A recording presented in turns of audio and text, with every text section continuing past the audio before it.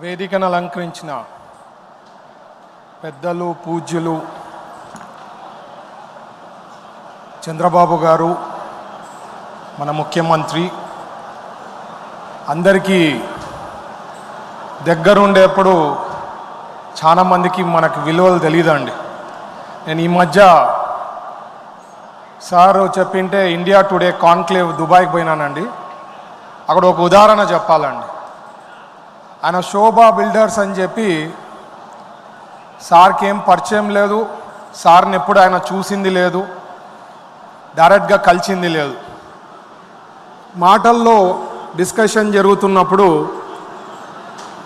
నాకు ఆంధ్రప్రదేశ్కి ఒక 100 కోట్లు విరాళం ఇవ్వాలండి, డొనేషన్ ఇవ్వాలన్నారు. ఏం సార్ అంటే, మీరు తీవ్రంగా నష్టపోయినారు, చంద్రబాబు గారు లాంటి లీడర్షిప్, అట్లాంటి ముఖ్యమంత్రి is very very important leader, 100 కోట్లు నేను విరాళం ఇస్తా, మీరు సార్ని అడిగి ఏ రకంగా డెవలప్ చేసేదానికి పెట్టుబడులు పెట్టేదానికి ఫ్రీగా 100 crores ఇన్ అమరావతి చేస్తానని చెప్పి నాకు చెప్పడం జరిగిందండి. సో ఎందుకంటున్నా అంటే, ప్రజలందరూ కూడా తెలుసుకోవాలండి ఏ రకంగా కష్టపడుతున్నారు చంద్రబాబు గారు అనేది. మనం చాలామంది మిస్ అవుతుంటాము. మనము క్యాడర్ అనుకోండి, లేకపోతే లీడర్స్ అనుకోండి, మంచి పనులు చేసేవి ఖచ్చితంగా తీసుకోపోతూ రెగ్యులర్గా చెప్తా ఉంటేనే దానికి తెలిసేదానికి అవకాశం ఉంటుందండి. అట్లాంటి లీడర్, అట్లాంటి ముఖ్యమంత్రి మనకు ఉండేదానికి మనం అందరం కూడా చాలా అదృష్టంగా చేస్తున్నామని చెప్పి నేను చెప్పదలుచుకున్నాను. అలాగే లోకేష్ గారు యువగలం పాదయాత్ర చేసేటప్పుడు స్టార్టింగ్లో ఏం చెప్పారండి, అందరూ ఒక వారం రోజులో 2 వారాల్లో చేసేస్తారు, అయిపోతుంది, ఇంకా చెయ్యరు, దాని తర్వాత రెస్ట్ తీసుకుంటారని చెప్పినారు. పట్టుదలతో దాదాపు 3000 కిలోమీటర్ల పైన ఆయన పాదయాత్ర చేయడం, కలిసిపోవడం, ప్రజల్లో ఏం ఇష్యూస్ ఉన్నాయో తెలుసుకోవడం, ఒక ఫుల్ మోల్డ్ అయిపోతారండి. అట్లాంటి బాధలన్నీ ఫేస్ చేసినప్పుడు, కష్టాలన్నీ చూసినప్పుడు ఫుల్గా మోల్డ్ అయిపోతారు. అట్లాంటిది నారా లోకేష్ గారు.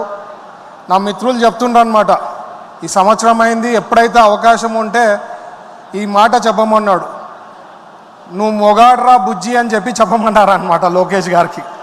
అది చాలామందికి అర్థమవుతుంది ఏమనేది. సంవత్సరం అయింది, ఈ మాట ఎప్పుడైతే పాసిబిలిటీ ఉంటే చెప్పండి అని చెప్పి చెప్పినారు. అలాగే పల్లా శ్రీనివాస్ గారు ఎప్పుడు కూడా అందుబాటులో ఉంటారు. ఫోన్ చేసినప్పుడు అంతా కూడా ఒకవేళ మిస్ కాల్ ఉన్నా రిటర్న్ చేసి అందుబాటులో ఉండేదానికి పల్లా శ్రీనివాస్ గారికి, వేదికలను అలంకరించిన సహచార మంత్రివర్యులు, తర్వాత మిత్రులు, ఎమ్మెల్యేలు, ఎమ్మెల్సీలు, కార్పొరేషన్ చైర్మన్స్ అందరికీ నా నమస్కారాలండి. ఇక్కడ విచ్చేసిన ముఖ్యంగా తెలుగుదేశం పార్టీ కుటుంబ సభ్యులకి అందరికీ నా నమస్కారాలండి. Good afternoon. ముఖ్యంగా మనకి 1 yearలో మన ప్రభుత్వం వచ్చిన తర్వాత చాలామందిని యాజ్ అన్ ఇండస్ట్రీస్ మినిస్టర్గా నేను చాలామందిని కలుస్తుంటానండి. కలిసినప్పుడు కొన్ని వాళ్ళు చెప్పిన బాధలు మీకు కూడా తెలియాలి కదా, నాకు ఒకటి చెప్తే తెలియదు, ప్రజలకు కూడా తెలియాలా ఏమనేది. వాళ్ళు ఏమంటుండ్రంటే, ఫార్ ఈస్ట్లో ఆ కియాలో మీకు తెలుసు కానీ అనంతపూర్లో కియా ఫ్యాక్టరీలో ఇష్యూ అయిన తర్వాత అక్కడ ఫార్ ఈస్ట్ కంట్రీస్లో అసోసియేషన్స్ అందరు కూడా ఒక నిర్ణయం తీసుకున్నారంట, ఎక్కడన్నా పెట్టండి పెట్టుబడులు, ఆంధ్రప్రదేశ్ రాష్ట్రంలో పెట్టద్దని చెప్పి ప్రీవియస్ ప్రభుత్వంలో వాళ్ళ చేసిన డిస్ట్రక్షన్ నుంచి, వాళ్ళ చేసిన విధానం నుంచి మొత్తం ఫార్ ఈస్ట్లో బ్లాక్ లిస్ట్ చేసి పెట్టినారండి మన ఆంధ్రప్రదేశ్ని. ఇది సత్యం అండి, ఎందుకంటే వాళ్ళు వచ్చి చెప్తున్నప్పుడు వాళ్ళ బాధలు వింటుంటాం. అలాగే ఇంకొకళ్ళు ఏం చెప్పారంటే, సార్ మేము మా ఇండిపెండెన్స్ చూసామో లేదో కానీ మాకు రియల్ ఇండిపెండెన్స్ వచ్చినట్లు ఉంది సార్ మాకు మీ ప్రభుత్వం వచ్చిన తర్వాత అని చెప్పి కొంతమంది బిజినెస్ పీపుల్ చెప్పేవాళ్ళు.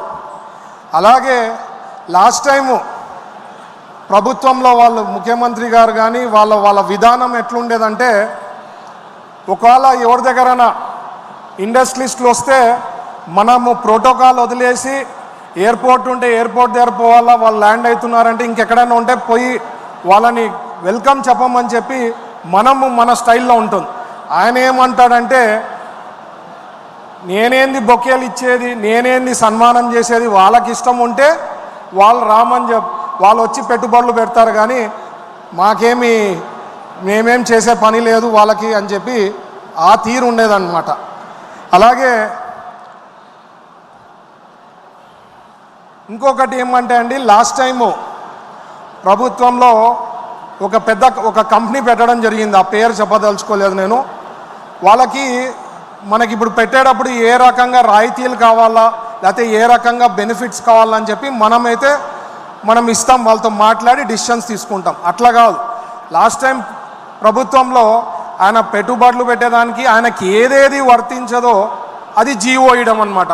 ఆయన ఇప్పుడు లబోదిబో కొట్టుకుంటున్నాడు వచ్చి, సార్ మేము పెట్టాము కంపెనీని, మాకు ఏమి యూస్ఫుల్ లేదు, బెనిఫిట్స్ జీవో ఇచ్చారు, పవర్ సబ్సిడీ ఇచ్చినారు, నాకు క్యాప్టివ్ ఇంటెన్సీ ఉంది, లోకల్ జిఎస్టీ రీఎంబర్స్ చేస్తా అన్నారు, నేను లోకల్లో జిఎస్టీ రీఎంబర్స్ చేసే పరిస్థితి మాకు ఉన్నది, ఎందుకంటే మేము ఎక్కువ శాతం ఆంధ్రప్రదేశ్ కాకుండా వేరే కంట్రీస్కి వేరే స్టేట్స్కి ఎక్స్పోర్ట్ చేయడం జరుగుతుంది అని చెప్పినాడు.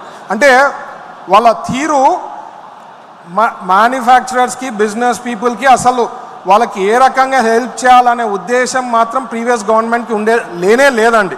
అది ఒక ఉదాహరణ చెప్తున్నాను. తర్వాత పాలసీ, ప్రీవియస్ గవర్నమెంట్లో పాలసీ గైడ్లైన్ పాలసీ రిలీజ్ చేయడం జరిగిందండి, టెక్స్టైల్ పాలసీ. ఆ టెక్స్టైల్ పాలసీ ఇచ్చిన తర్వాత గైడ్లైన్స్ ఇవ్వలేదు, ఎట్లా చేయాలా ఏం చేయాలా. అంటే కొత్త కారు మీకు గిఫ్ట్ చేస్తాడు, దాని తాళం మాత్రం వాళ్ళు ఇయ్యరనమాట. ఆ గైడ్లైన్స్ కూడా మా ప్రభుత్వం వచ్చిన తర్వాత చంద్రబాబు గారు రివ్యూ చేసిన తర్వాత గైడ్లైన్స్ ఇవ్వడం జరిగింది. ఇది వాళ్ళ తీరు అనమాట. లాస్ట్ ప్రభుత్వం ఉండే తీరు అంత ఘోరంగా ఇండస్ట్రీస్ని, అంటే వాళ్ళకు పోర్ట్ఫోలియోలో అసలు ఇండస్ట్రీ పోర్ట్ఫోలియోనే ఉందనేది వాళ్ళు మర్చిపోయినరు అనమాట. ఇదే కాకుండా last time EDB economic development board అనేది ఒకటి ఉండింది. మన హయాంలో 2014 నుంచి 19లో ఈడీబీకి సంబంధించింది ఓన్లీ 10 మందికే వాళ్ళు పరిమితం చేయడం జరిగిందండి 2019 నుంచి 24లో. మన దాంట్లో 2014 నుంచి 19లో 65 మంది. ఎందుకు ఎకనామిక్ డెవలప్మెంట్ బోర్డు కావాలంటే రాష్ట్రంలో అన్ని పోర్ట్ఫోలియోస్కి సంబంధించింది ప్రమోషన్ చేసేది ఉంటుంది, అది చాలా ఇంపార్టెంట్. కాబట్టి దాన్ని కూడా పక్కన పట్టేసిండ్రు అనమాట ప్రీవియస్ ప్రభుత్వంలో. మన ప్రభుత్వం వచ్చిన తర్వాత దాదాపు ఇప్పుడు 50 మంది పైన పనిచేయడం, అన్ని ఇక్కడే ఇంటర్నేషనల్ కాదు నేషనల్లో కూడా పార్టిసిపేట్ చేసేది కానీ ప్రమోట్ చేసే దాని విధానంలో కానీ ఎకనామిక్ డెవలప్మెంట్ బోర్డు మరీ పరిగెత్తుతా ఉందండి, కష్టపడుతూ ఉంది. ఇప్పుడు కూడా ఒక టీం జపాన్కి పోయిందండి. సో ఇట్లా ప్రీవియస్ ప్రభుత్వం సర్వనాశనం చేసి పెట్టింది. మన ప్రభుత్వం వచ్చిన తర్వాత పాలసీస్ తేవడం జరిగిందండి. అన్ని పాలసీసు గైడ్లైన్స్కి కూడా ఇంపార్టెంట్. ఉట్టి పాలసీస్ రిలీజ్ చేసినట్లు కాకుండా మనం పాలసీస్తో పాటు గైడ్లైన్స్ కూడా ఇవ్వడం జరిగింది. అలాగే మన ముఖ్యమంత్రి గారు చంద్రబాబు గారు ఎప్పుడు కూడా స్పీడ్ ఆఫ్ డూయింగ్ బిజినెస్ అని చెప్పి క్యాప్షన్ చెప్పడం జరిగింది. Speed of doing business, speed of doing things అని. ఎందుకంటే ఒక ప్రాజెక్ట్ ఏదన్నా పెట్టాలా 3 నెలలనో 6 నెలల్లో ఒకవేళ స్పీడ్ తగ్గిందనుకోండి, పొరపాటున 1 సంవత్సరం 2 సంవత్సరాలు పోయిందనుకో వడ్డీనే కొన్ని కోట్లు అవుతుందండి. ఫర్ ఎగ్జాంపుల్ మా కర్నూలులో శ్రీరాజ్ స్టీల్ది ఏదైతే 2014 నుంచి 19 వరకు మనం ఇచ్చిండే హామీలు చెప్పిండే అవి నెరవేర్చక దాదాపు 2-3 ఏండ్లు ప్రాజెక్టు డిలే కావడంతో కొన్ని కోట్లు వాళ్ళకి ఎక్స్ట్రా కావడం జరిగింది. అందుకనే మన ప్రభుత్వం వచ్చిన తర్వాత speed of doing business, speed of doing things అని చెప్పి మనం క్యాప్షన్ పెట్టుకున్నాం. దాని తగ్గట్టుగా పని చేయాలని చెప్పి ఆదేశాలు ఇవ్వడం జరిగింది. అదే కాకుండా లెస్ దెన్ 1 ఇయర్లో అండి 9,40,40,000 కోట్లు పెట్టుబడులు రావడం జరిగిందండి. 9,40,000 crores. ఇవన్నీ మామూలుగా ఏదన్నా గవర్నమెంట్ ఒక 5 ఏళ్లలో 3 లక్షల నుంచి 4 లక్షల కోట్లు కానీ చేస్తే అది సూపర్ గవర్నమెంట్ అంటారు, అది చాలా బాగా చేసినారు అంటారు. మేము సంవత్సరం తిరగకుండా ముందే దాదాపు 9,40,000 కోట్లు క్యాబినెట్లు కానీ ఎస్ఐపిబి కానీ ఎస్ఐపిసిలో క్లియర్ అయ్యి అవి రెడీ ఉన్నాయి. అవన్నీ కూడా ప్రాజెక్టులు సార్ ఏం చెప్పారంటే 1000 కోట్ల పైన ఏదన్నా ఉంటే 1000 కోట్ల పైన ఉంటే డెడికేటెడ్ పర్సన్ని దానికి అప్పచెప్పి తొందరగా కంప్లీట్ చేయాలా, అన్నీ కూడా ప్రాజెక్ట్స్ 2028 లోపల కంప్లీట్ చేయాలనే ఉద్దేశం మనకుందన్నమాట. అలాగే వన్ ఫ్యామిలీ వన్ ఎంటర్ప్రెన్యూర్ అని చెప్పి చెప్పడం జరిగింది. One family one entrepreneur sir రెండోసారి ముఖ్యమంత్రి అయినప్పుడు కంబైన్ స్టేట్లో మీకు అందరికి తెలుసు ప్రతి ఫ్యామిలీ నుంచి ఒక ఐటీ ఎంటర్ప్రెన్యూర్ ఉండాలని చెప్పి అప్పుడు చెప్పడంతో చాలామంది ఐటీ ప్రొఫెషనల్స్ వరల్డ్ ఓవర్ మన ఆంధ్రప్రదేశ్ నుంచి ఉండడం జరిగింది. ఇప్పుడు మనకు వచ్చి వన్ ఫ్యామిలీ వన్ ఎంటర్ప్రెన్యూర్ అనేది ఉద్దేశంతో 175 నియోజకవర్గాలలో ఎంఎస్ఎంఈ పార్క్స్ కూడా ఏర్పాటు చేయాలని చెప్పి ప్లాన్ చేయడం జరిగింది. దాని తగ్గట్టుగా ఈ మధ్యనే 11 ఇనాగ్రేట్ చేయడం జరిగింది. ఇంకా 39 ఫౌండేషన్ స్టోన్ వేయడం జరిగిందండి. ఇంకొకటి లాస్ట్ వచ్చి ఒక సార్ ఏం చెప్పారంటే మనకి పెట్టుబడులు ఏదైతే పెట్టారో రాయితీలు ఇస్తామని చెప్పినారో లాస్ట్ 10 ఏళ్ల నుంచి 5,000 కోట్లు త్వరలో ప్లాన్ చేసి రిలీజ్ చేయాలా అని చెప్పడం జరిగింది. తొందరలో ఎవరైతే ఎలిజిబుల్ ఉండేవాళ్ళు వచ్చే ఇన్సెంటివ్స్ ఏమున్నాయో అవి 5,000 crores ఇవ్వడం జరుగుతుంది. మీరందరూ కూడా నమ్మకం పెట్టుకోండి. 20 లక్షల ఉద్యోగాలు 5 ఏళ్ళలో చేసే బాధ్యత మా పైన ఉంది. మా అందరు మంత్రులు కూడా కష్టపడుతున్నారు. చంద్రబాబు గారికి ఒక ఐడియా ఉంది, ఒక విజన్ ఉంది. విజనరీ లీడర్కే అది పాసిబుల్. మీరందరూ కూడా ఆశీస్సులు మా పైన ఉండాలని చెప్పి, ఓర్పు సహనం అనేది ఉండాలని చెప్పి కోరుకుంటూ ఈ అవకాశం ఇచ్చిన పెద్దలకి అందరికీ ధన్యవాదాలండి. Thank you. జై హింద్. జై చంద్రబాబు గారు, జై లోకేష్ గారు, జై తెలుగుదేశం. భారత్ గారికి ధన్యవాదాలు.